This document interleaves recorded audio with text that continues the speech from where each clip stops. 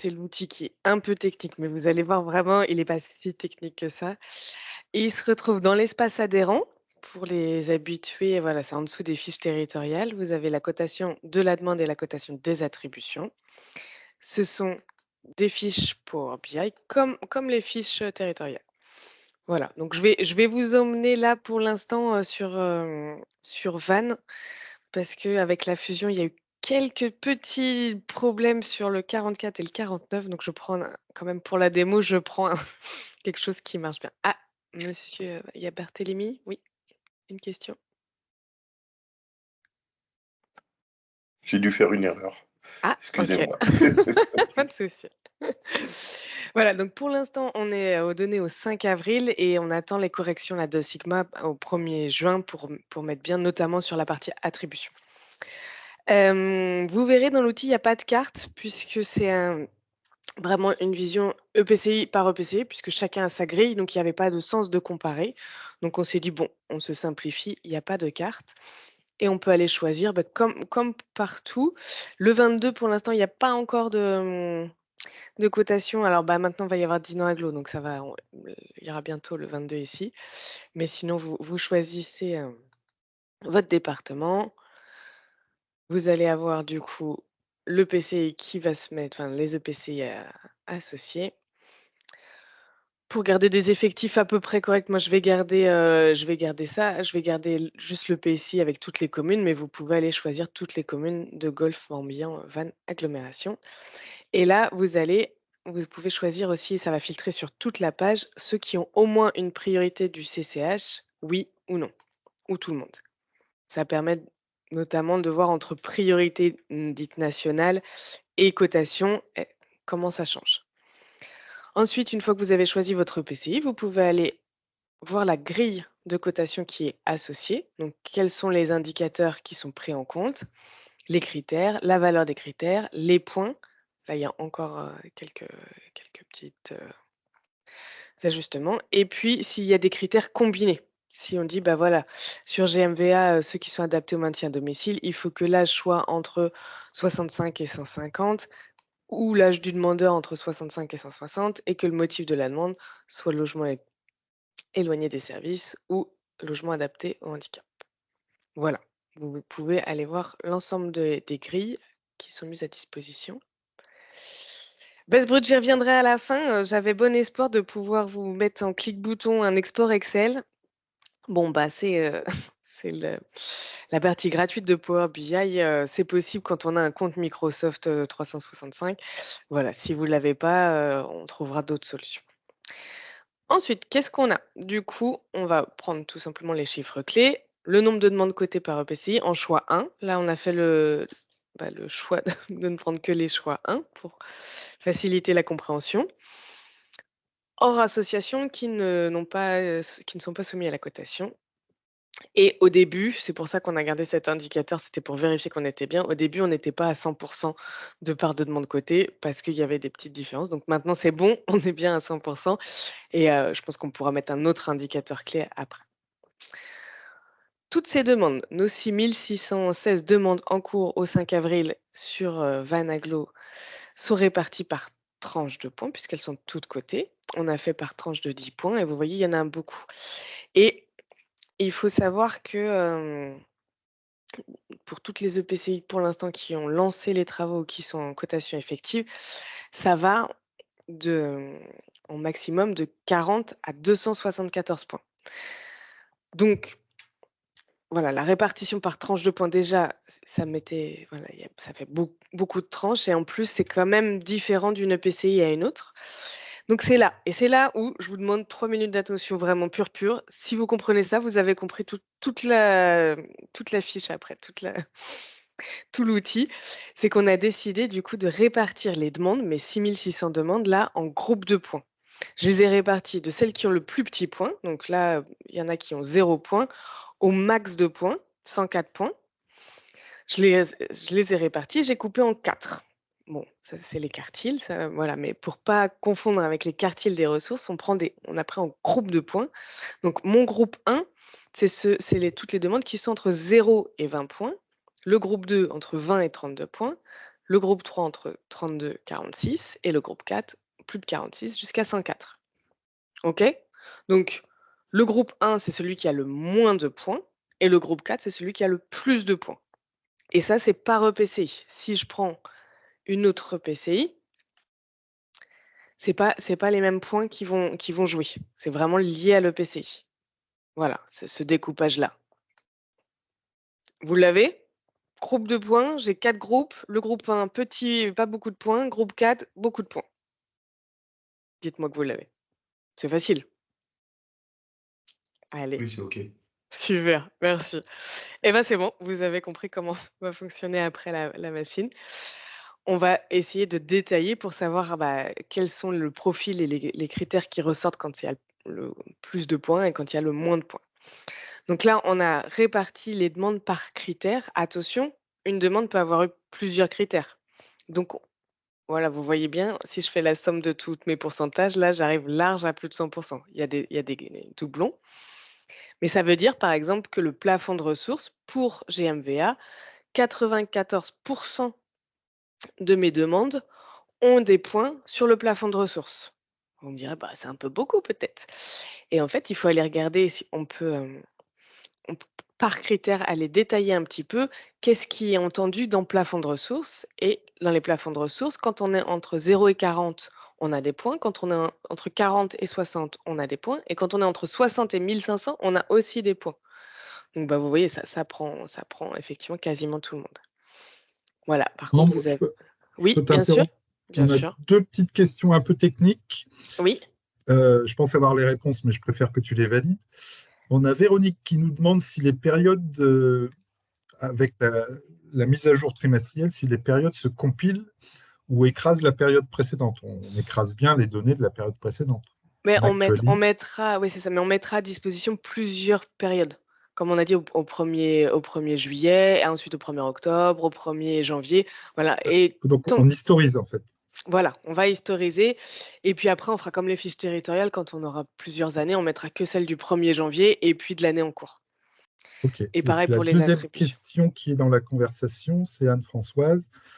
Comment détermine-t-on les tranches de chaque groupe? En fait, c'est l'outil qui les détermine Et ben c'est ça, automatiquement. c'est ce que je disais, c'est que j'ai pas voulu utiliser ce terme, un peu statistique qui peut faire peur, mais c'est les quartiles. On découpe, je place ma population des moins avec le moins de points jusqu'avec le plus de points. Je coupe en 4 et c'est la valeur quand je coupe en 4 qui détermine mon seuil. Ouais. Mais c'est pas paramétrable, c'est l'outil qui le fait. Oui, ah oui, oui, c'est voilà, je découpe, automatiquement. OK, C'est bon? c'est bon. Ouais. Du coup, on a mis des petits codes couleurs, parce que vous avez tous, ce fonctionnement-là où il y a les priorités nationales. Les priorités en rose, c'est celles de l'EPCI et les priorités vie de la demande. Et là, vous voyez, bon, petite fierté technique, j'ai mis du temps à réussir à développer ce petit graphique-là qu'on voit apparaître à l'écran, qui détaille pour chaque critère, qu'est-ce qu'il y a derrière. Donc là, par exemple, j'ai pris priorité, on voit qu'il y a l'habitat indigne, sortie de prostitution, les DALO et l'état fonctionnaire. Et ben, c'est pareil pour ce petit donut-là, on a quels sont les critères par type de priorité. Voilà. Et puis après, vous pouvez aller voir cette information pour chaque groupe. Et là, on va voir que le plafond de ressources joue beaucoup, puis le passage, les délais, voilà. On peut regarder ça pour chaque groupe. Par exemple, on va regarder plafond de ressources, c'est 95 des demandeurs du groupe 4. Hop, et si je reprends le groupe 1, bon, 94, c'était pas la bonne. Ou les priorités, voilà. Les priorités, là, on est à 3,5 alors que l'autre, on était à beaucoup plus. Puisqu'on a dit que tous. Si je remets ici pour mes priorités, voilà, mes priorités ici, c'est 67. Donc on voit bien que les priorités au sens CCH national ont un impact fort pour avoir des points, oui ou non. Oui, parfait. Et puis là, ce n'est que reprendre le donut et les groupes là, mais en autre format de graphique. Vous voyez le 32 des demandes qui ont des points là pour le PCI. Hop, hop, hop, je le retrouve ici. Et du coup, ça permet de voir, selon les groupes, qu'est-ce qui va impacter le plus ou pas et la répartition de ce que ça donne. Voilà, ça c'était la partie détail par critère. Attention doublon, donc celle-là, voilà, il faut la prendre, mais en prenant les couteaux. Maintenant, on passe à mon graphique chouchou. C'est le radar. On a choisi avec le groupe plusieurs indicateurs clés qui nous semblaient pertinents pour essayer d'évaluer globalement la grille, comment elle se comportait. Donc il y a plutôt la partie sur les personnes âgées, la part des maisons, la part des agents, pardon, la part pour les emplois qui sont salariés ou agents de l'État, la part des familles monoparentales, les plafonds plus inférieurs à 40%, l'ancienneté de plus de 5 ans, la part des hébergés ou sans logement et la part des motifs du parcours contraint. On a remis la définition de ce qu'on entendait par statut d'occupation hébergé ou sans logement et le parcours résidentiel contraint. Vous me direz, c'est sympa là, Ambre, mais bon, j'ai quand même du mal à voir qu'est-ce qu'il faut que j'en sorte de ce graphique. Je vous conseille, parce que ce qui va être intéressant, et après ça s'affine, mais ce qui va être intéressant globalement, ça va être de comparer mon groupe 1, donc je clique dessus, contrôle mon groupe 4, voilà, pour voir les différences qu'il y a par groupe sur mes indicateurs clés. Ouais. Et là, je vois qu'il y a vraiment des différences hyper significatives. Par exemple, sur la part d'ancienneté de plus de 5 ans, pardon, si vous avez le graphique et vous avez le tableau après à côté. J'en ai 0% dans mon groupe 1. J'ai aucune personne du groupe 1 qui a plus de 5 ans d'ancienneté. Par contre, j'en ai 16% dans mon groupe 4. Donc on voit bien que l'ancienneté a un rôle hyper important dans ma grille de cotation sur Van. Pareil, les plafonds, il y a une différence hyper significative. En gros, plus mes mes 2 toiles d'araignée vont être différentes et plus j'ai des différences significatives. Plus elles sont proches, plus on se dit: «Bon, bah, non, là ça impacte pas tant que ça la grille puisque ceux qui ont le plus de points ou moins de points ont à peu près le même profil». Voilà, donc on voit aussi le parcours contraint et la part des hébergés a une différence. Par contre, qu'on demande une maison, oui, non, ça on s'en fiche. L'âge n'a pas un gros impact sur la grille de cotation de GMPA et un peu plus forcément sur l'activité salariée et un peu les monoparents. Mais voilà, là, ça permet, là, j'arrive à lire ma grille sur des indicateurs clés et en un graphique, je peux dire: «Tiens, qu'est-ce qui impacte la grille de cotation?» Je vous ai toujours pas perdu? Eh ben, c'est parfait, vous avez tout compris parce qu'après c'est que du profil type de ménage, donc c'est voilà. Du coup, la grille est enfin, l'outil est interactif. Là, j'ai choisi dans mon tableau groupe 1 et groupe 4 et ben, partout, j'ai plus que groupe 1 et groupe 4.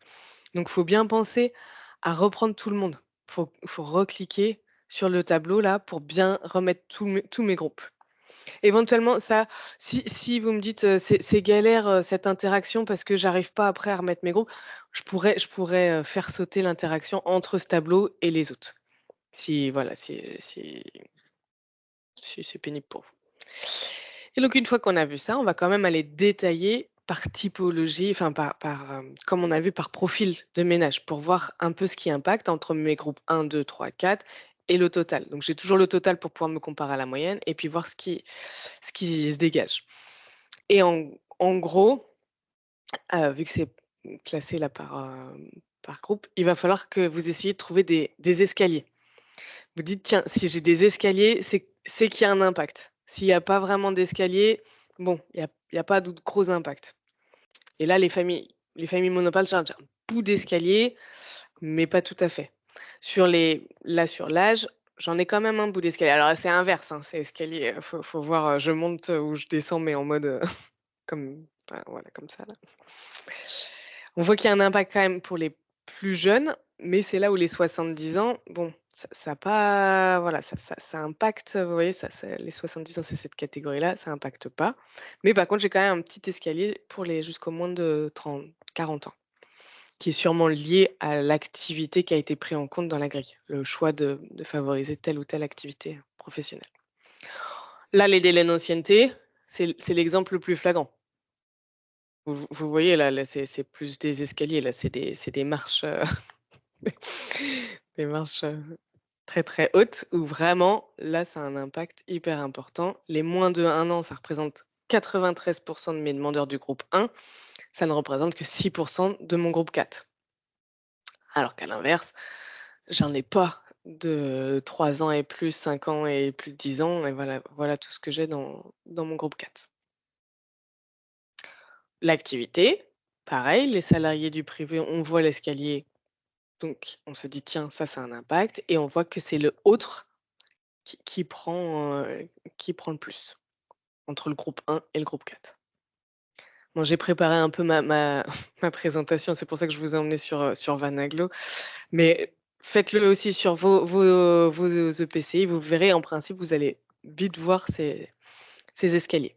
On va retrouver le statut d'occupation, le premier motif de la demande, l'origine géographique, est-ce que ça va le demandeur est sur la même commune, la même EPCI, le même département et la petite part quand même d'adresse non renseignée.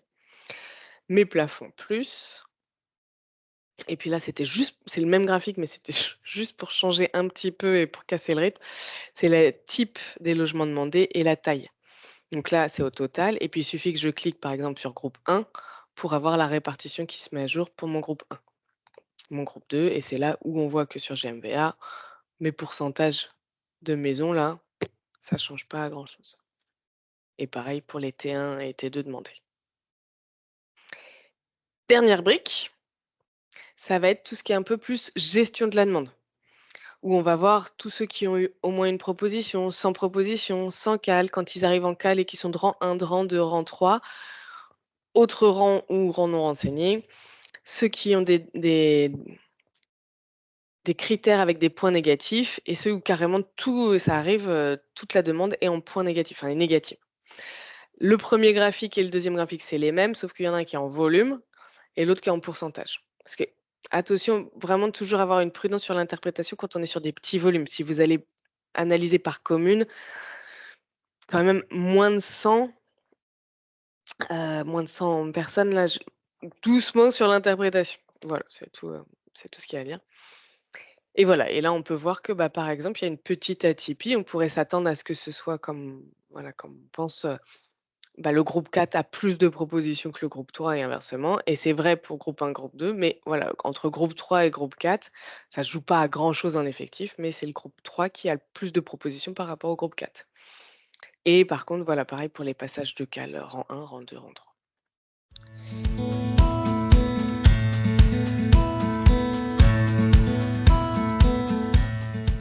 Là, vous avez la cotation de la demande. Et ben, la cotation des attributions, c'est exactement la même fiche, vraiment exactement. Avec du coup pour information, hop, je remonte tout là-haut. Si je reprends GMVA, hop, c'est pour ça que vous avez demande en cours et attribution. On a bien la répartition de mes groupes pour les demandes et les attributions. Comme ça, on a bien les mêmes quartiers, enfin les mêmes groupes, les mêmes points, les mêmes seuils de points entre attrib et demande en cours, ce qui permet de comparer ce qui est comparable. Le groupe 1, c'est bien, voilà, de 0 à 20 pour que ce soit les demandes en cours ou les attributions.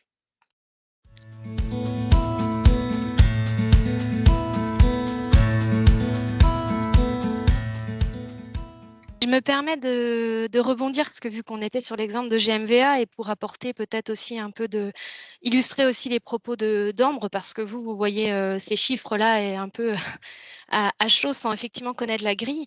Et ça me permet juste d'évoquer le fait, déjà de rebondir sur les propos d'Hervé au tout début, le fait que ce soit un outil vraiment destiné aux techniciens qui connaît la grille. Ça, clairement, parce qu'en fait, vous verrez quand vous manipulerez l'outil avec votre propre grille, vous savez comment ils sont pondérés, vous savez pourquoi vous les avez créés de telle façon, pourquoi vous avez donné telle pondération.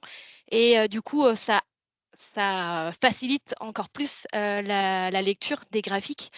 Si je prends par exemple Ambre, le plafond de ressources, nous, c'est un critère où on avait décidé que tout le monde devait avoir des points sur les plafonds de ressources. C'est juste qu'ensuite, on les a pondérés en fonction inférieur à 40, entre 40 et 60 et supérieur. à 60. Donc nous, derrière, effectivement, c'est qu'on a cette lecture-là. Donc quelque part, quand on voit 94%, on se dit bah on est à peu C'est près pas bon, étonnant, c'est ouais. que il y a un petit delta de personnes qui doivent où on ne doit pas avoir Non le renseigné. RFR Oui, voilà, ou c'est non ça. renseigné. Donc voilà, on sait que c'est cohérent. Déjà, c'était peut-être d'évoquer ça. Pareil pour les groupes où voilà, nous on était sur on n'a pas de de cotation décotée, je ne sais plus comment vous appeliez ça. Oui. Parce que Négative. GMVA a pris le choix qu'il y ait un seuil plancher, c'est 0. On ne peut pas être en négatif, malgré le fait qu'on aurait peut-être, si on additionnait, à être à -8 comme à Lorient. Donc c'est un choix. Donc il y a bien aussi la nécessité de connaître sa grille, effectivement, pour pouvoir aller lire le document.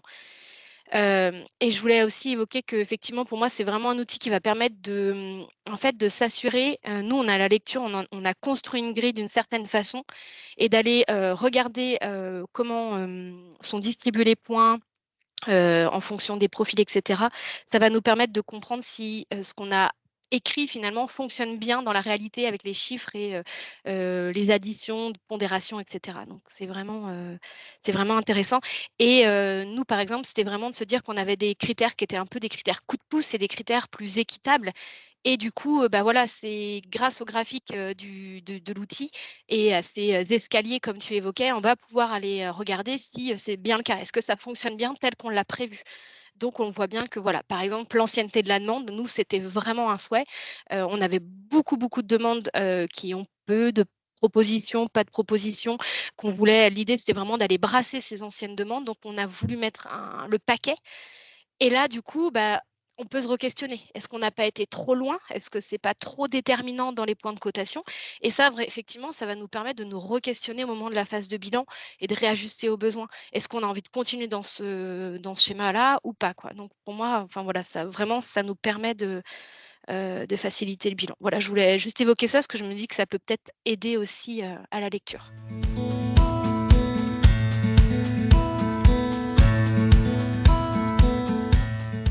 La base brute. Si jamais vous vouliez aller voir parce que tous les indicateurs là, donc sont dans une base qui est ici, avec en moche là, comme il y a dans l'observatoire augmenté, les noms sont pas bien, mais pour vos experts data, dans vos boîtes, ça pourra les intéresser. Mais il y avait en Office 365, il y avait un petit bouton là, exporter toutes les données qui n'est pas là. Donc il faut, si jamais vous le voulez, faire du contrôle sur toutes vos lignes. Hein, et puis après faire copier la sélection, ouvrir Excel et faire coller. Voilà, et ça vous colle les lignes que vous avez sélectionnées. Si jamais c'est trop galère, envoyez-nous un petit message et là, le temps de trouver une solution, moi, je pourrais vous exporter, voilà, il y a 70 EPC, je pourrais vous exporter la base brute pour votre PCI sans trop de soucis.